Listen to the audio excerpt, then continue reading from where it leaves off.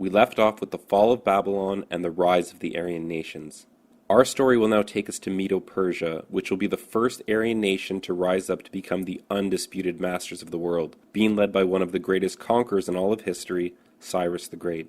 We learned in our last video about the great and dreadful dream of King Nebuchadnezzar, the king of Neo-Babylon, where God revealed to him the fate of Babylon and all the kingdoms that will rise up after him, Medo-Persia, Greece, Rome, and the stone that would smash them all to pieces. The book of Daniel is without question the most prophetic book in the entire Bible, which is why Pharisaic Jews have removed Daniel from the prophets. While Zionist Christianity and Judaism claim that the book of Daniel is about the end of the world, it's actually a prophetic book that takes us from the destruction of the first temple to the destruction of the second temple and the coming of the Messianic era, which will last forever. Daniel begins with the first Jewish exile to Babylon and the destruction of the first temple, known to us as the Temple of Solomon. Daniel then takes us to the great and epic wars between the Greeks and the Medo-Persians, which will start the great European-Asian divide, which we are still living under today. The temple would then be reconstructed under the Medo-Persians. Daniel then takes us to the grand finale in ancient history, the coming of the Roman Empire, the crucifixion of Christ,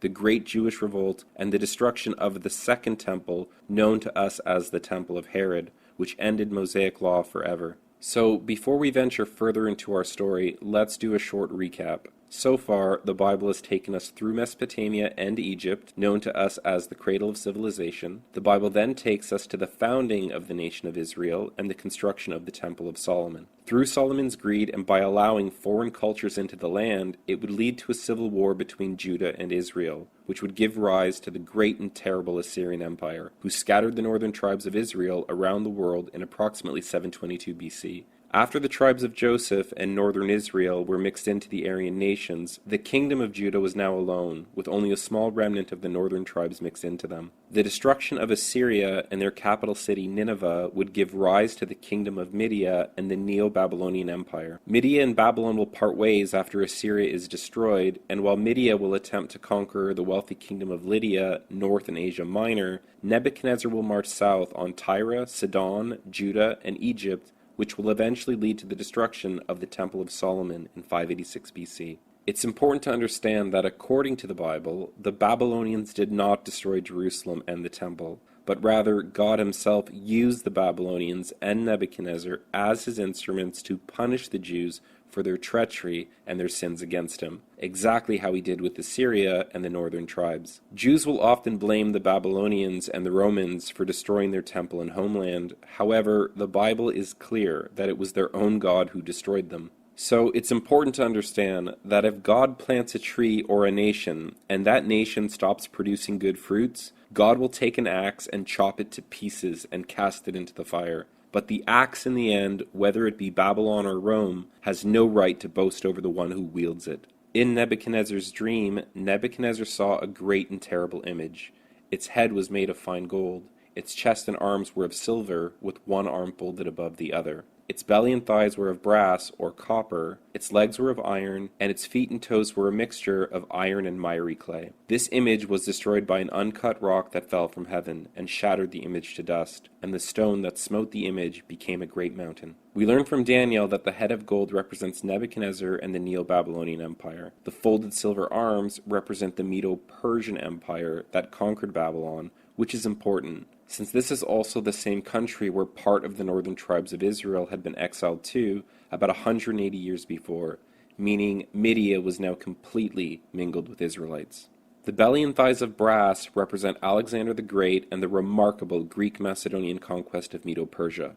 And according to Josephus, the Apocrypha, Paul, and the Gospels, the Israelites were also mingled into Greece. The Dorian Spartans are referenced as the seed of Abraham in both Josephus and the Apocrypha, which has been conveniently removed from most of our modern-day Bibles. When Jesus warned the Pharisees that he would go to a place that the Pharisees could not find him, the Pharisees immediately thought that Christ would go to the dispersed Israelites among the Greeks. While our Bible translations say that the Grecians are represented by bronze or brass, it's most likely copper, since all the other metals mentioned are natural metals that come from the earth. except bronze and brass. Brass and bronze are alloys, meaning they are man-made metals and aren't natural. In order to make brass, you must combine zinc and copper together, and in order to make bronze, you have to mix tin and copper together. This will be important later in our story, since the production of iron will lead to the collapse of the Bronze Age. So while our Bibles say that the belly and thighs representing the Greeks was bronze or brass, the footnotes will mention copper, which is a natural metal just like all the others. The iron legs with the feet and toes mixed with miry clay represent the Roman Empire being led by Julius Caesar. It's important to note that the clay represents the 10 tribes of the lost house of Israel that had been mixed into the Aryan nations for nearly 7 centuries before Rome's conquest of Jerusalem. The 10 toes can be looked at as representing the 10 lost tribes, since we learn from the prophet Jeremiah that the lost house of Israel is the clay, as he reminds the Jews that Joseph's son Ephraim is God's firstborn and heir. In 1 Chronicles chapter 5, it also reminds us that the birthright was given to Joseph, not Judah. This is mentioned right before the Assyrians begin exiling the northern tribes. However, this also needs to be looked at from the perspective of the iron, since there are 2 iron legs that represent the divided Roman Empire that began after Julius Caesar was assassinated by his friends and senators. The Roman Empire began as a divided 2-legged empire and then ended the exact same way.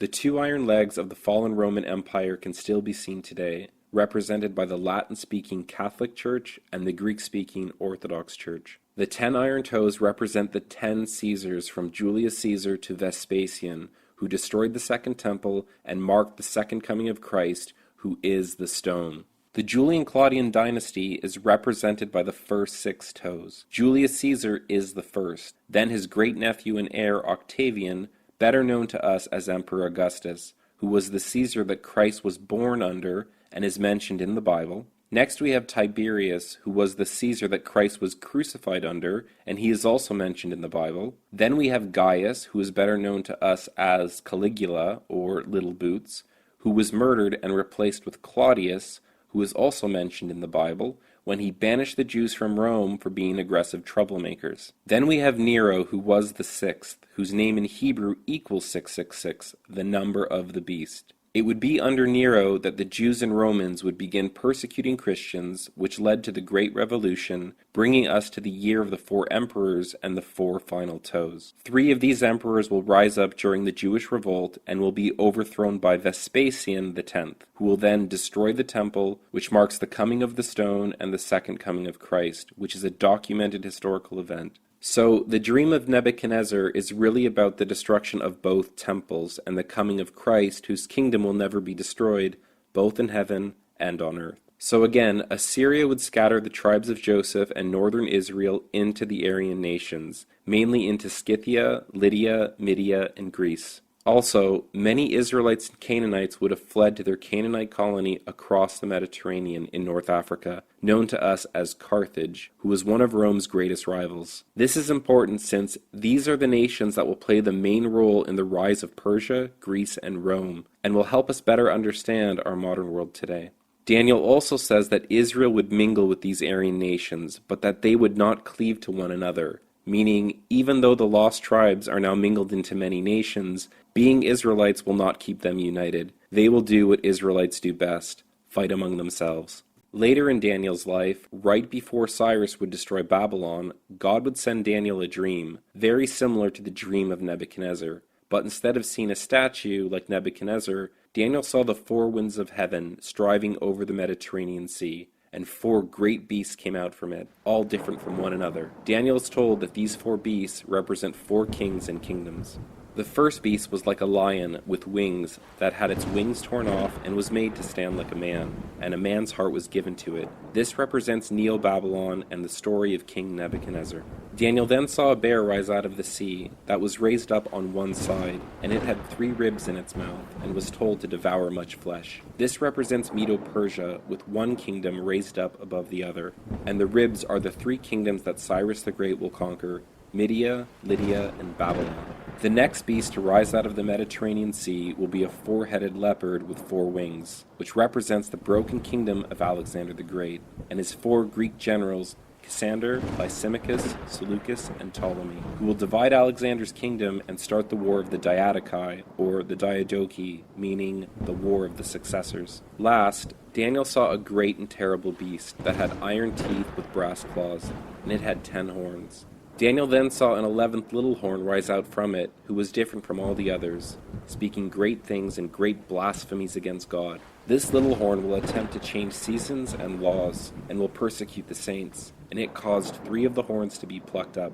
The iron teeth and the brass claws represent the Greco-Roman Empire and the 10 Caesars that will rise up from Julius Caesar to Vespasian. The little horn represents the Jews and the kingdom of Judea, who had subverted the Roman Empire, changed the laws of Moses, crucified Christ, murdered his followers, and then launched the greatest revolution in Roman history, which caused the year of the 4 emperors, where 3 Caesars were destroyed, causing Vespasian to rise to power. Vespasian and his son Titus then destroyed the temple in Jerusalem and burned it to the ground. The stone represents the second coming of Christ that was recorded by Josephus, Tacitus, and confirmed by Jesus in Matthew 24. Vespasian then took the Jewish gold from the temple and built the greatest monument in Rome, the Amphitheater of Vespasian, known to us as the Colosseum. This monument was supposed to remind the world of this great and terrible revolution that almost destroyed the Roman Empire. Next to it, you can still see the Arch of Titus, which commemorates the Roman victory over the Jews. While many Jews blame the Roman Europeans and Christians for the destruction of their home and temple, it's important to remember that just like how God used Nebuchadnezzar and the Babylonians to punish the Jews, God used the Romans for the exact same thing, which is exactly what Daniel and Jesus said would happen. When Vespasian's son Titus returned from destroying the temple, he was awarded Rome's highest honor, the Wreath of Victory, to which he refused and gave all the credit to the God of the Jews, and told everyone in Rome that he was just God's vessel. It's important to understand that the Romans didn't hate Jews, since the 2 highest generals serving under Titus were both Jews themselves. Tiberius Julius Alexander was a pure-blooded Jew who served as the procurator of Judea and the prefect of Egypt, and he was the 3rd most powerful Roman in the entire empire. Vespasian never could have become Caesar without the help from this Roman Jewish general. The 2nd Jewish general was Josephus, who was a Levitical priest and was so loved by the Romans that Caesar adopted him and gave him his own family name of Flavius. So, in order to understand the silver arms and bear, which represents the Medo-Persian Empire, we also have to understand their Grecian rivals, since you can't tell Medo-Persian history without first understanding their cousins, the Greeks. So, Babylon marks the first temple destruction, and Rome marks the last. However, it is the empires in between, where the Bible says the northern tribes of Israel were mixed into, that will mark the great eastern and western divide between Asia and Europe that we still live under today. Today, we are still clashing with the Eastern Islamic world, as the Europeans did with the Ottoman Turks, and as the Crusaders did with the Muslims 1,000 years ago. Even before the Crusades, the Roman Byzantines fought against the Sassanid Persians, just as the Romans and the Parthians did before that. But it all starts here in Nebuchadnezzar's dream, with the Medo-Persians and the Greeks. It is here in Medo-Persia where the free men of Europe will clash with the despots of Asia. And just like a diamond is formed under intense pressure, it will be under the pressure of Medo-Persia that some of the bravest men and women and the greatest minds in all of history will be born. People whose bravery and wisdom will echo through time to our modern world today, and even the centuries to come.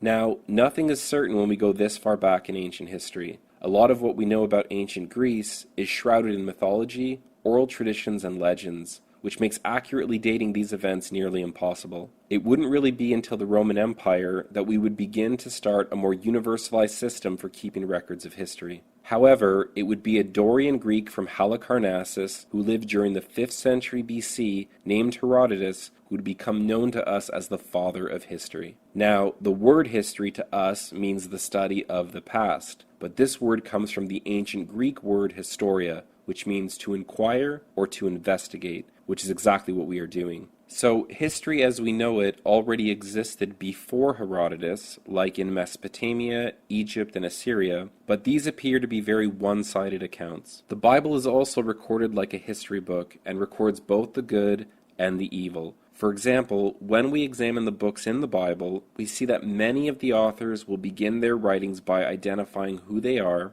who their parents were, which kings were ruling during their time, and in the books of Kings and Chronicles they will often quote their sources at the end, which is exactly how a historian would keep records. However, Herodotus would be the first man to travel around the world and compile various stories and accounts from other nations and people. Even though Herodotus makes a lot of mistakes, we're going to see just how honest he is in his writings. It's not that Herodotus is wrong, he is only recording what other people told him. So it is impossible to tell the history of Medo-Persia without also telling the history of Greece, just like it is impossible to tell the history of England without also knowing the history of France and the Germanic nations they came from. So let's build a foundation on Medo-Persia's greatest rivals, the Greeks.